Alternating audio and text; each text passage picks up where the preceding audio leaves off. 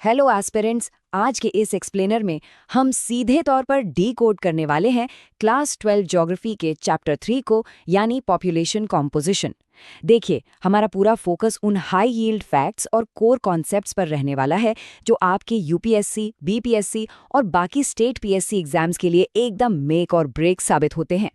तो चलिए बिना टाइम वेस्ट किए सीधे टॉपिक में डाइव इन करते हैं। शुरुआत एक बहुत ही दिलचस्प लेकिन थोड़े हैरान करने वाले सवाल से करते हैं। क्या आपने कभी सोचा है कि पूरी दुनिया में यूनाइटेड अरब एमिरेट्स यानी यूएई का लिंग अनुपात सबसे कम क्यों है?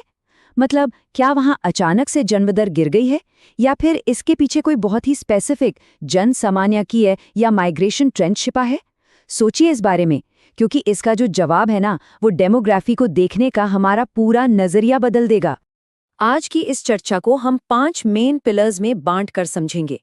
पहले पॉपुलेशन कॉम्पोजिशन के बेसिक्स, फिर ग्लोबल सेक्स रेशियो पैटर्न्स, उसके बाद आयु लिंक पिरामिड्स को डिकोड करेंगे, फिर रूरल अर्बन डेमोग्राफिक्स और लास्ट में लिटरेसी और ऑक्यूपेशन।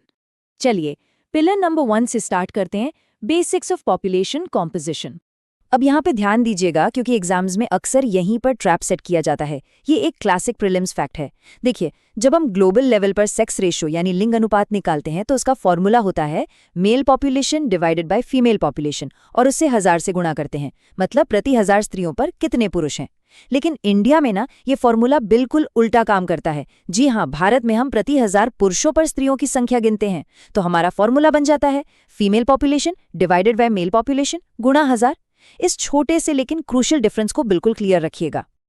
अब अगर इसी चीज को हम थोड़ा मेंस एग्जाम के नजरिए से एनालाइज करें तो सवाल उठता है कि आखिर कुछ इलाकों में ये लिंग अनुपात इतना नेगेटिव या प्रतिकूल क्यों होता है।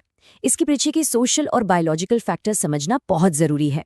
देखिए, इसकी मेन रीजंस में फीमेल इन्फेंटिसाइड यानी कन्या भ्रूण हत्या और स्त्री शिशु हत्या शामिल है।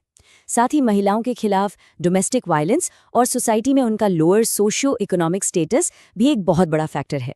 और हाँ, एक बात और, कई बार सिर्फ जन्म दर ही सब कुछ तय नहीं करती। रोजगार के लिए जब पुरुष भारी संख्या में किसी जगह से बाहर चले जाते हैं यानी आउट माइग्रेशन करते हैं, तो वो चीज़ भी उस लोकल एरिया के लिंग अनुपात को पूरी तरह से बिगाड़ कर रख देती है। आगे बढ़ते हैं हमारे दूसरे पिलर की तरफ, ग्लोबल सेक्स रेशियो पैटर्न्स। कुछ हार्ड फैक्ट्स पे नजर डालते हैं। क्या आपको पता है कि दुनिया में सबसे बेहतरीन लिंग अनुपात लातविया में है? वहां प्रति 1000 पुरुषों पर 1187 महिलाएं हैं। रीजन, वहां महिलाओं का स्टेटस काफी बेहतर है और पास्ट में पुरुषों ने वहां से भारी मात्रा में माइग्रेट किया था। और दूसरी तरफ, याद है मैंने शुरुआत में यूएई वाला सवाल पूछा था, उसका जवाब भी यही है। यूएई का लिंग अनुपात दुनिया में सबसे कम है, सिर्फ 468 महिलाएं प्रति 1000 पुरुष। और इसका रीजन लो बर्थ रेट नहीं है, बल्कि रोजगार के लिए वर्किंग एज वाले पुरुषों का वहां बहुत बड़े लेवल पर माइग्रेशन है।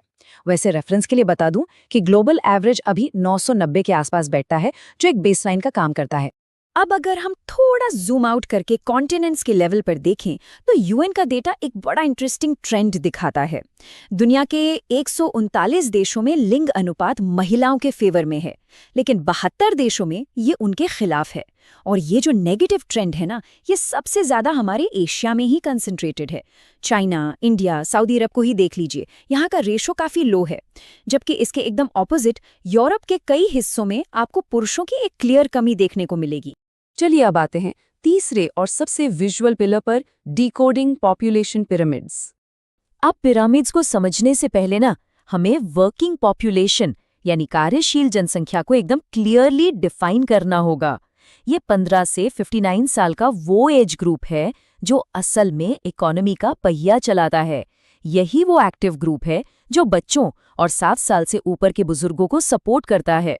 किसी भी पॉपुलेशन पिरामिड में 15 से 59 साल का एक बड़ा ब्रैकेट सीधा सीधा ये बताता है कि वहां एक बहुत बड़ी वर्किंग पॉपुलेशन मौजूद है। और इकोनॉमिक ज्योग्राफी के पर्सपेक्टिव से ये एक बहुत ही क्रूशियल कॉन्सेप्ट है। अब जरा नाइजीरिया के इस पिरामिड को एनालाइज करते हैं। इसे कहते हैं एक्सपैंडिंग पॉपुलेशन या विस्तारित होती जनसंख्या।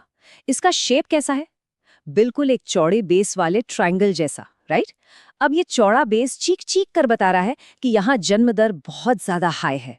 और ये पैटर्न टिपिकली आपको लेस डेवलप्ड कंट्रीज में ही देखने को मिलेगा, जहाँ कुल आबादी में युवाओं और बच्चों का परसेंटेज बहुत ज्यादा होता है।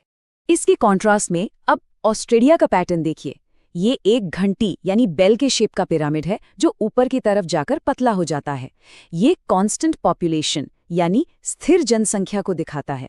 इसका सीधा सा मतलब ये है कि यहाँ जितने लोग पैदा हो रहे हैं लगभग उतने ही लोगों की डेथ हो रही है। जन्म दर और मृत्यु दर ऑलमोस्ट बैलेंस में है, जिससे पॉपुलेशन स्टेबल हो गई है। और पिरामिड्स के इस सीक्वेंस में लास्ट है जापान। इसका बेस भी नैरो है और टॉप भी पतला है। इसे डिक्लाइनिंग या ह्रासमान जनसंख्या कहते हैं, मतलब यहाँ जन्म दर और मृत्यु दर दोनों ही बहुत कम है। ऐसे देशों में पॉपुलेशन ग्रोथ या तो जीरो होती है या फिर नेगेटिव में चली जाती है।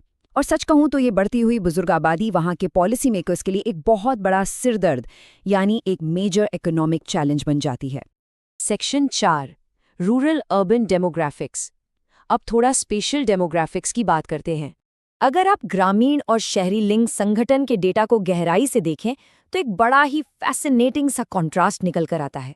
आप नोटिस करेंगे कि जिम्बाब्वे और नेपाल जैसे डेवलपिंग देशों का जो पैटर्न है ना, वो कनाडा और फिनलैंड जैसे वेस्टर्न कंट्रीज के पैटर्न से बिल्कुल 180 डिग्री ऑपोजिट है। चलिए इसे थोड़ा अप्लाइड तरीके से समझते हैं। वेस्टर्न कंट्रीज में क्या होता है, वहाँ शहरों में महिलाओं की संख्या ज़्यादा है और गांवों में पुरुषों की। ऐसा क्यों? क्योंकि वहाँ खेती बहुत ज़्यादा मैकेनाइज्ड हो चुकी है, मशीनों से होती है, तो वो एक तरह से मेल डोमिनेटेड काम बन गया है। इसलिए महिलाएं जॉब्स के लिए शहरों में माइग्रेट कर जाती हैं। लेकिन अगर आप एशिया की बात करें, जैसे इंडिया या नेपाल, तो यहाँ कहानी बिल्कुल उल्टी है। यहाँ शहरों की तरफ जो माइग्रेशन होता है वो मेल्स ज़्यादा करते हैं, जबकि गाँव में जो खेतीबाड़ी का काम है उसमें महिलाओं का पार्टिसिपेशन बहुत ज़्यादा होता है। अब एनालिटिकल पॉइंट ऑफ व्यू से सोचिए, भारत जैसे देशों में रूरल एरियाज से महिलाएं शहरों की तरफ उतना माइग्रेट क्यों नहीं कर पाती? इसके कई सारे स्ट्रॉन्ग पुश फैक्टर्स हैं। शहरों में हाउसिंग की भयंकर कमी, रहने खाने का बहुत ज़्यादा खर्च, महिलाओं के लिए एम्प्लॉयमेंट अपॉर्चुनिटीज़ की कमी और सबसे इम्पॉर्टेंट सिक्योरिटी या सुरक्षा का अभाव। ये कुछ ऐसे सॉलिड रीजंस हैं जो महिलाओं को गांव से शहरों में माइग्रेट करने से रोकते हैं, भले ही पुरुष काम के लिए बाहर चले जाएं। और अब हम आ गए हैं अपने फाइनल पिलर पर, लिटरेसी और ऑक्यूपेशंस यानी साक्षरता और व्यवसाय। एग्जाम के नजरिए से यहाँ एक और बहुत कॉमन ट्रैप है जिस पर आपको ध्यान देना है। साक्षरता यानी लिटरेसी की एग्जैक्ट डेफिनेशन क्या है भारत में? देखिए, भारत में लिटरेसी रेट का मतलब है 7 साल से ऊपर की पॉपुलेशन का वो परसेंटेज जो ना सिर्फ पढ़ लिख सकता है बल्कि जिसमें समझ के साथ बेसिक कैलकुलेशंस यानी अरिथमेटिक करने की एबिलिटी हो। ये जो 7 साल वाली एज लिमिट है ना, इसे एकदम अपने दिमाग में सेट कर लीजिएगा, अक्सर यही गलती होती है। चलिए फटाफट 15 से 59 साल के एज ग्रुप के ऑक्यूपेशनल स्ट्रक्चर को ब्रेक डाउन करते हैं। इसे हम 4 मेन सेक्टर्स में डिवाइड करते हैं। पहला है प्राइमरी, जिसमें एग्रीकल्चर, माइनिंग, फॉरेस्ट्री जैसी चीजें आती हैं। दूसरा है सेकेंडरी यानी मैन्युफैक्चरिंग। तीसरा टर्शरी सेक्टर है, जैसे ट्रांसपोर्ट, कम्युनिकेशन और बाकी सर्विसेज। और चौथा है क्वार्टरनरी, जिसमें रिसर्च, आईटी और आइडिया जनरेशन वाले काम आते हैं। यहाँ एक गोल्डन रूल याद रखिएगा, एक डेवलप्ड इकोनॉमी वही है जो अपने ज़्यादा से ज़्यादा वर्कफोर्स को सेकेंडरी, टर्शरी और क्वार्टरनरी सेक्टर्स में अकोमोडेट करती है। तो आज की इस चर्चा को हम एक बहुत ही थॉट प्रोवोकिंग मेंस लेवल के सवाल के साथ खत्म करते हैं। हमने अभी जो आयु लिंक पिरामिड समझे, उन्हें दिमाग में रखते हुए जरा सोचिए, भारत का जो करंट यूथफुल एज स्ट्रक्चर है वो अगले 20 सालों में हमारी इकोनॉमिक पॉलिसीज को किस तरह से डिक्टेट करने वाला है। इस डेमोग्राफिक डिविडेंड के बारे में गहराई से सोचिएगा और आज के इन कॉन्सेप्ट्स को अपनी आंसर राइटिंग में जरूर अप्लाई कीजिएगा। किसी भी समाज की असल सच्चाई जाननी हो ना, तो सिर्फ ऊपरी तौर पर देखने से काम नहीं चलता। आज के इस विश्लेषण में हम जनसांख्यिकीय डेटा यानी डेमोग्राफिक डेटा की दुनिया में गहराई से गोता लगाने वाले हैं। देखिए, जनसांख्यिकीय डेटा सिर्फ कुछ बोरिंग नंबर्स का खेल नहीं है। यह बिल्कुल एक आईने की तरह होता है जो बिना किसी लाग लपेट के किसी भी देश या समाज की असली सामाजिक और आर्थिक तस्वीर हमारे सामने रख देता है। जब हम समझते हैं कि किसी जगह की आबादी कितनी है और उसकी बनावट कैसी है, तो सच मानिए हमें उस जगह के विकास, वहाँ की असली चुनौतियों और भविष्य की संभावनाओं का एक पूरा का पूरा ब्लूप्रिंट मिल जाता है। अब जरा इस चौंकाने वाले विरोधाभास को देखिए। एक तरफ हमारे पास संयुक्त अरब अमीरात यानी यूएई है, जहां हर 1000 पुरुषों पर सिर्फ 468 महिलाएं हैं, और वहीं दूसरी तरफ यूरोपीय देश लैटविया है, जहां 1000 पुरुषों के मुकाबले 1187 महिलाएं हैं।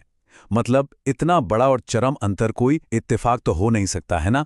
ये आंकड़े सीधे तौर पर इस बात की ओर इशारा करते हैं कि रोजगार, पलायन और सामाजिक नीतियां किस तरह से एक पूरे देश के जनसांख्यिकीय ढांचे को पलट कर रख सकती हैं। तो चलिए सीधे इस बात पर आते हैं कि जनसंख्या संगठन यानी पॉपुलेशन कॉम्पोजिशन आखिर है क्या।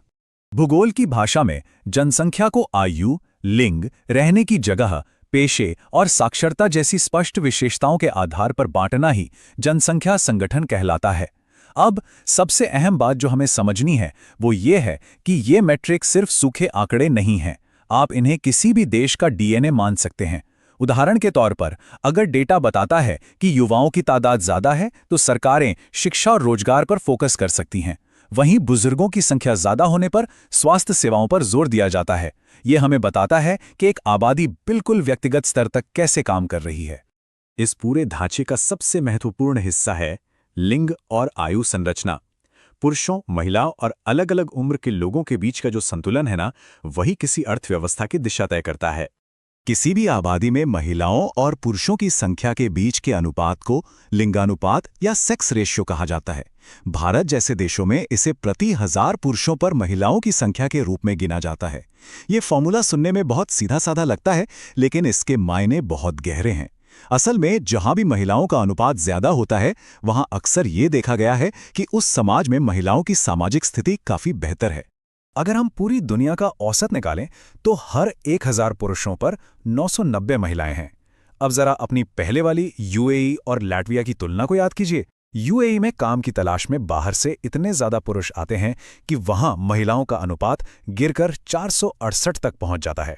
मतलब माइग्रेशन या प्रवास किस तरह से इस बेसलाइन को पूरी तरह बिगाड़ सकता है, ये उसका एक जीता जागता उदाहरण है। अब ये जो आयु लिंक पिरामिड आप देख रहे हैं, ये किसी देश का भविष्य बताने वाले यंत्र से कम नहीं है। अगर इसका आधार चौड़ा या त्रिकोण जैसा है, जैसा नाइजीरिया या बांग्लादेश में होता है, तो इसका मतलब है कि वहां जन्म दर बहुत ज्यादा है और युवा आबादी विशाल है। अगर ये ऑस्ट्रेलिया की तरह घंटी के आकार का है, तो मतलब आबादी स्थिर है। और अगर जापान की तरह इसका नीचे का हिस्सा संकरा है, तो ये खतरे की घंटी है, यानी जन्म दर घट रही है और भविष्य में काम करने वाले लोगों की भारी कमी होने वाली है। लिंग और उम्र की बात तो हो गई, लेकिन इसके बाद किसी राष्ट्र के विकास की कहानी इस बात से तय होती है कि वहां के लोग कितने पढ़े लिखे हैं और वो काम क्या करते हैं। किसी भी देश की जो काम करने वाली आबादी होती है, वो मुख्य रूप से इन 4 हिस्सों में बटी होती है।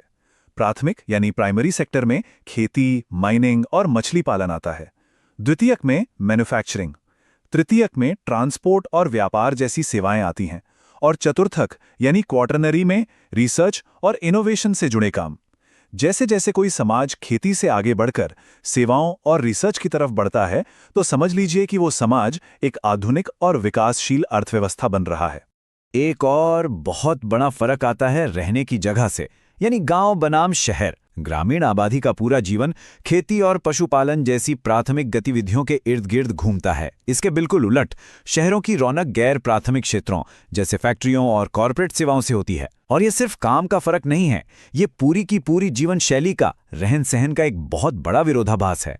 खैर, चलिए अब थोड़ा जूम आउट करते हैं और जनसंख्या के प्रमुख सिद्धांतों पर एक नजर डालते हैं, खासकर उस पुरानी बहस पर कि बढ़ती आबादी और सीमित संसाधनों के बीच का रिश्ता कैसा है। यहां हमारे सामने 2 प्रमुख और एकदम विपरीत सिद्धांत हैं। एक तरफ माल्थस का थोड़ा डराने वाला निराशावादी सिद्धांत है। माल्थस का मानना था कि आबादी रॉकेट की स्पीड से यानी 248 की दर से बढ़ती है, जबकि खाने पीने की चीजें बहुत धीरे यानी 123 की दर से बढ़ती हैं। नतीजा अकाल और बीमारियां। लेकिन दूसरी तरफ अनुकूलतम जनसंख्या सिद्धांत यानी ऑप्टिमम पॉपुलेशन थ्योरी है।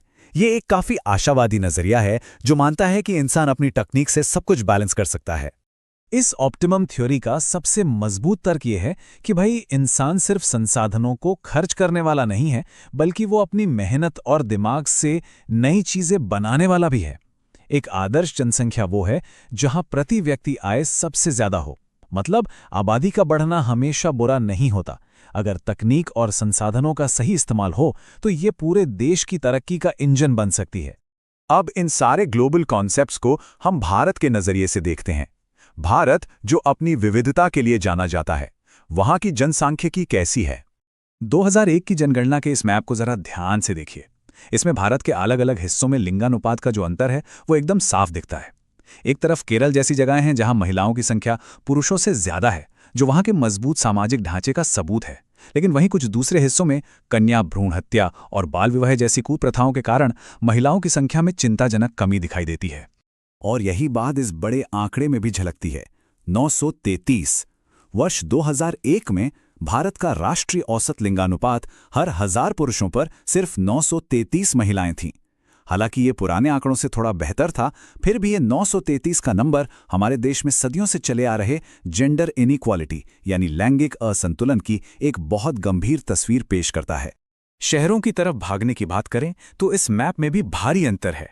एक तरफ हिमाचल प्रदेश जैसे राज्य हैं जहां 2001 में आबादी का एक बहुत बड़ा हिस्सा पूरी तरह ग्रामीण था, और दूसरी तरफ दिल्ली जैसे इलाके हैं जो कंक्रीट के जंगल बन चुके हैं।